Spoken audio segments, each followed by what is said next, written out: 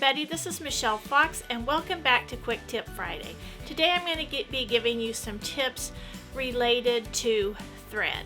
Now it's kind of a jumble of little tips, but I hope you enjoy them. If you have a thread related tip you'd like to share, please share it in the comments below. The first tip I'd like to share is to use a good quality quilting thread. This is not the place you want to use lower quality materials. The two threads that I use are, I used to use Metler. I still have some of that. I think it's an excellent thread, and I use Metler, and I use Aerofill. The two weights I use for Aerofill are 50 for my everyday sewing and 30 if I'm going to make a ragtime quilt or blue jean quilt. My next tip is don't use threads that you find in your old sewing box from when you were a kid.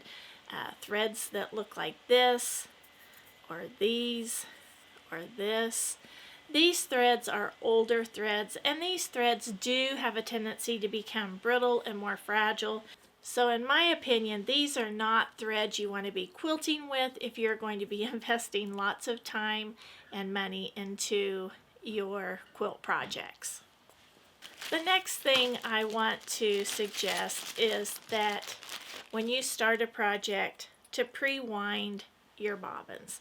It just saves a lot of time, and they're so much easier to quickly put in there when you run out of thread than stopping in the middle of a project and winding your bobbins. So pre-wind your bobbins. I really have a tendency to use cream, white, or black. So I have bobbins full of those most of the time. My next tip, if you're going on a quilt retreat, which I'm getting ready to go on a quilt retreat, put them in a little baggie with your thread.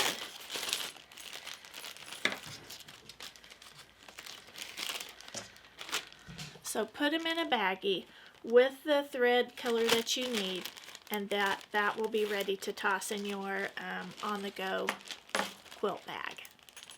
The next thing I want to show you are some, I think they're called bobbin minders, and these are just great little products to keep your bobbins with the correct spools. Now this is just a little bobbin thing. It kind of looks like a plastic bobby pin, and you just insert that into your bobbin. You just insert that into your bobbin, push it up to the top, then insert it into your spool of thread, and it keeps it together. Here is another one that you can use, and you just insert the bobbin on top, and then you just compress that and insert that into your spool of thread, and it keeps them together. Now I really like using these simply because it keeps them all together. Another thing that I like are these little clips that you can put on your bobbin to keep the threads from unraveling. I'll try to put a link to all these in the description below so you'll have those. Okay, now here are just a couple more tips that I wanted to show you.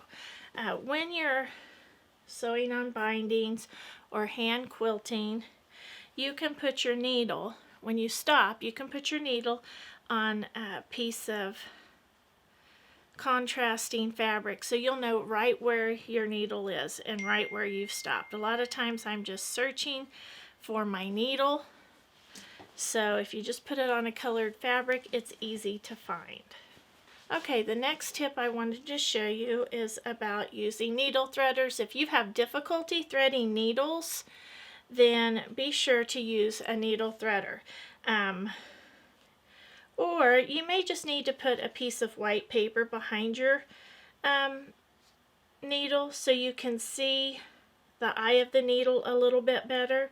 That seems to be enough to help me, but sometimes I will use a needle threader. This is just an old one I just found in my old sewing case. These are needle beetles, and they have a little light. They have a little light on them to help you. And this is called a desk needle threader, put out by Clover. So lots of needle threaders, and be sure to use the needle threader on your machine if you have difficulty threading threading your needle. Okay, now also remember on thread, the higher the number, the thinner the thread. So this is a 30 weight Aerofill. This is a thicker thread. So I use this for denim, when I'm sewing denim and when I'm making ragtime quilts. And this is the 50 weight that I use when I'm just doing everyday piecing. So the lower the number, the thicker the thread. Okay, my last tip regarding thread is to do a little stay stitch around your patchwork, especially if you're going to be handling your finished blocks a lot, or if they're going to be sitting around a lot. This is a UFO, so I have done this, but mainly on this I did this because there's going to be some bias on these pieces, on the edges of these, so I did a little stay stitch around there. And I always do a stay stitch around my quilt projects when I'm finished completing the top. You can see the little stay stitches, the stay stitch that I did all the way around there. It just helps prevent and limit raveling, and it prevents your edges of your quilted piece or your block from getting stretched out. Okay, again, if you have a tip relating to thread to share, be sure to include that in the comments below. I hope you've enjoyed today's video. If you have, please give me a thumbs up. Subscribe if you haven't. Please share with a friend. And as always, leave a comment. I love to get the comments and try to reply to each and every one. So until next time, have fun quilting.